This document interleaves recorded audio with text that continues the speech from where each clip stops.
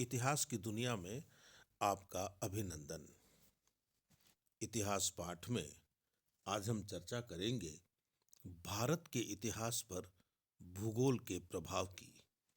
मेरे हाथ में पुस्तक है प्राचीन भारत का इतिहास, जिसके लेखक हैं वी.डी. महाजन। इस पुस्तक का प्रथम अध्याय है परिचय और उसका दूसरा खंड है भारत के इतिहास पर भूगोल का प्रभाव। महाजन लिखते हैं, भारत के इतिहास पर भूगोल के प्रभाव बड़े रुचिकर हैं। हिमालय पर्वत उत्तर का महान प्रहरी है। वह तिब्बत से आने वाली ठंडी और शुष्क हवाओं को रोकता है। वह उन नदियों का स्रोत है जिन्होंने भारत के मैदानों की जमीन को उपजाऊ बनाया है। ये पर्वत पानी भरी हवाओं को रोककर वर्षा करते हैं। इन पर्वतों ने उत्तर की ओर से किए गए आक्रमणों से भारत की रक्षा की है। आधुनिक युग में सिवाय चीनियों के और कोई आक्रमणकारी उत्तरी दर्रों के पार अपनी सेना भेजने में सफल नहीं हुआ है। ये दर्रे वर्ष के अधिक महीनों में बर्फ से ढके रहते हैं। हिमालय पर्वतों के अस्तित्व के कारण ही किसी भारतीय ने हिमालय को पार करके उत्तरी क्षेत्रों को जीतने का स्वप्न नहीं देखा। फिर भी वर्ष के कुछ सप्ताहों में बर्फ पिघलने के समय इन दर्रों द्वारा सीमित रूप में आवागमन संभव था। यह संबंध व्यापार और सांस्कृतिक कार्यों के लिए था। मित्रों, हमें देखना चाहिए कि यह जो संबंध बताया जा रहा है हिमालय के पार से भारत का, उस संबंध का आधार व्यापार है या संस्कृति है, विजय नहीं है। महाजन लिखते हैं, फिर भी वर्ष के कुछ सप्ताहों में बर्फ पिघलने के समय इन दर्रों द्वारा सीमित रूप में आवागमन संभव था। यह संबंध व्यापार और सांस्कृतिक कार्यों के लिए था। शायद इन दर्रों के द्वारा ही कुछ मंगोलियन खून भारतीय नसों में प्रविष्ट हुआ। यह हिमालय की ढलान में रहने वाले कुछ लोगों में दिखाई देता है। यद्यपि भारत उत्तरी संस्कृति से अधिक प्रभावित नहीं हुआ था, उत्तरी देश भारतीय संस्कृति से बहुत अधिक प्रभावित हुए। तिब्बत इसका ज्वलंत प्रमाण है, जहां अनेक भारतीय विद्वान और साधु अपना धर्म और संस्कृति फैलाने गए। मित्रों, तिब्बत के संदर्भ में यह एक कष्ट पहुंचाने वाली बात है कि उसे भारत का हिस्सा होना चाहिए था, लेकिन वह चीन का हिस्सा है।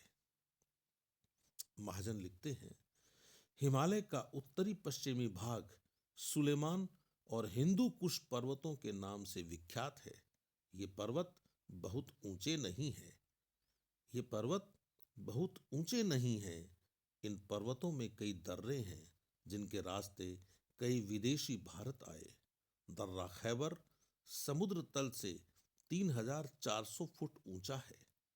यह दर्रा पेशावर को काबुल के साथ मिलाता है और इसी रास्ते बहुत से विदेशी आक्रमणकारी भारत आए। टोची, कुर्रम और गोमल के दर्रे भारत को अफगानिस्तान से मिलाते हैं। बोलन का दर्रा बहुत चौड़ा है। यह भारत को कंधार से मिलाता है। इस दर्रे को पार करना बहुत आसान है। इन दर्रों के रास्ते अरब, यूनानी, कुषाण, हूण, तुर्की, तातार, मुगल और नादिर शाह व अहमद शाह अब्दाली जैसे आक्रमणकारियों ने भारत पर आक्रमण किए। ये दर्रे भारत के भाग्य को बदलने के जिम्मेदार हैं। भारत के सम्राटों को इन दर्रों से उपजे खतरों को रोकने के लिए पूरा इंतजाम करना पड़ता था, और जब कभी ऐसा नहीं किया जाता तो लोगों को भारी मुसीबत का सामना करना पड़ता था। महाजन आगे लिखते हैं, हिमालय के उत्तरी पूर्वी संसार के साथ मेल जोल में बाधक सिद्ध हुए इसके उत्तरी पूर्वी भाग। ब्रह्मपुत्र घाटी से होकर चिंदविन घाटी तक जाने वाले दर्रों को पार करना बहुत कठिन कार्य है। दूसरे दर्रे जो मणिपुर, इम्फाल से चिंदविन घाटी में स्थित हैं, इनको पार करना बड़ा कठिन है। हालांकि 1943 ईस्वी में सुभाष चंद्र बोस ने ऐसा करने का प्रयत्न किया। सुभाष चंद्र बोस का संकल्प था भारत को अंग्रेजों से आजाद कराना। इस प्रदेश की जलवायु मलेरिया के कारण अच्छी नहीं है और बड़ी संख्या में लोगों का आना जाना कठिन है। किसी भी भारतीय सम्राट ने इन दर्रों के रास्ते बर्मा पर आक्रमण करने का प्रयत्न नहीं किया और न ही कभी बर्मा की ओर से ऐसा किया गया। दूसरे महायुद्ध के समय बहुत से भारतीयों ने बर्मा से इन दर्रों के रास्ते आने का प्रयत्न किया, किंतु उनमें से बहुत से लोग रास्ते में ही मर गए। ऐसी भौगोलिक रचना के बीच से नेताजी सुभाष चंद्र बोस के प्रयास भारत को आजाद कराने के निश्चित रूप से स्तुत्य हैं। महाजन लिखते हैं, सिंधु और गंगा नदियों के मैदानों की उपज और संपन्नता इस प्रदेश में बड़े बड़े साम्राज्यों की स्थापना का मूल कारण बनी। बड़े बड़े राजनीतिक, सामाजिक, धार्मिक और दार्शनिक विचार इस प्रदेश में पनपे।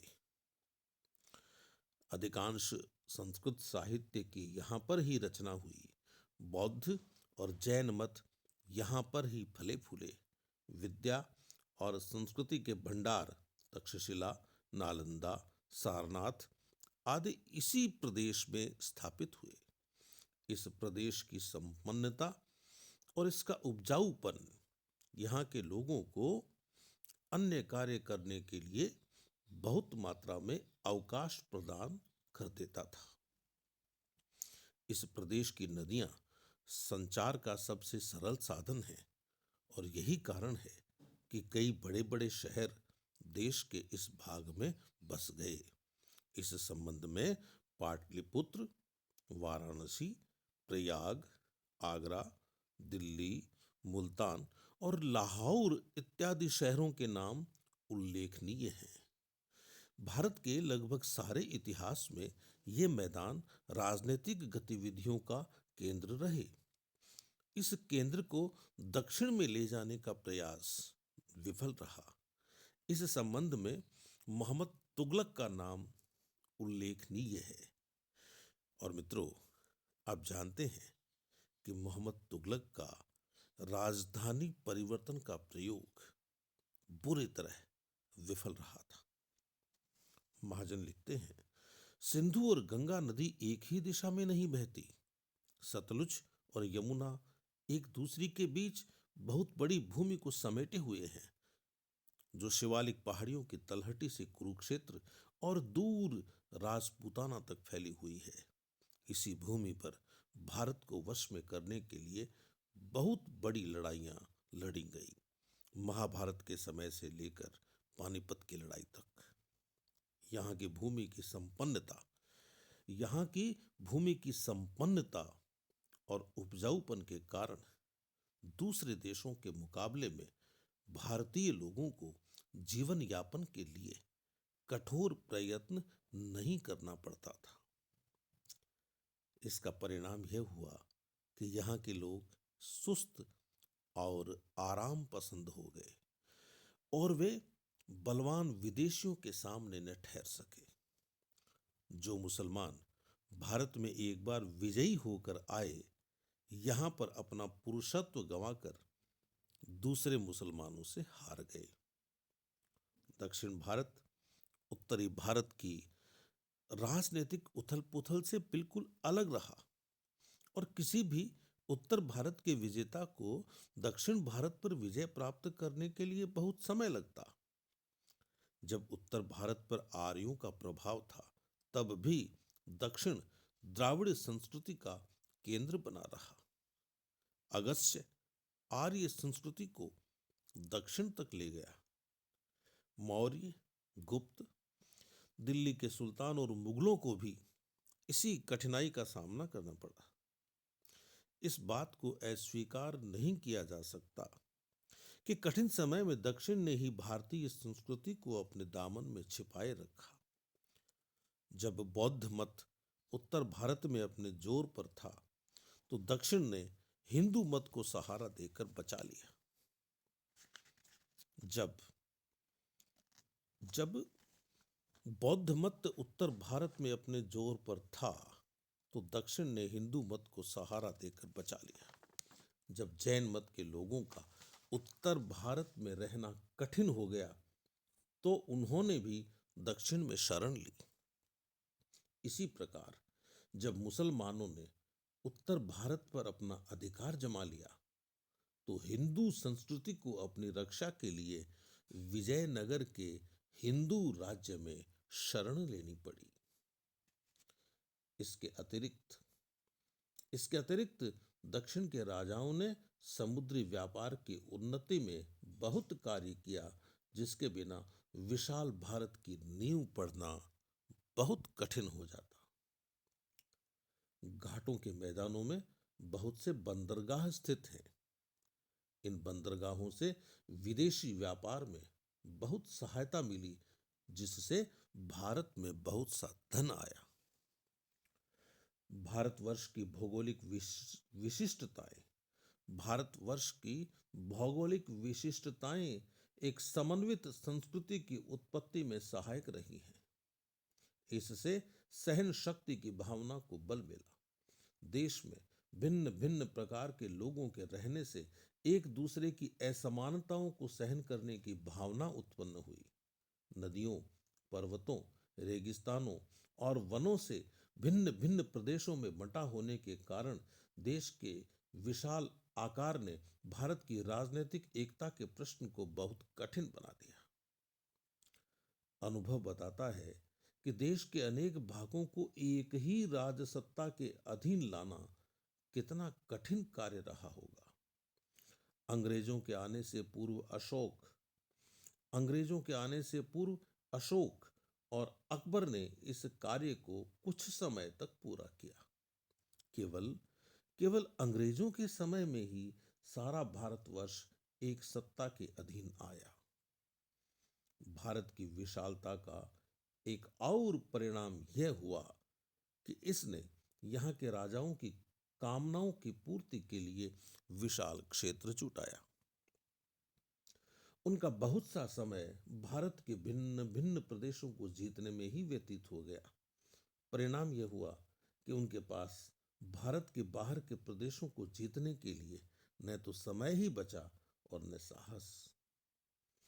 इसका यह फल हुआ कि भारतीयों में एकाकीपन की भावना उत्पन्न हो गई। वे भारत की समस्याओं में ही उलझ कर रह गए।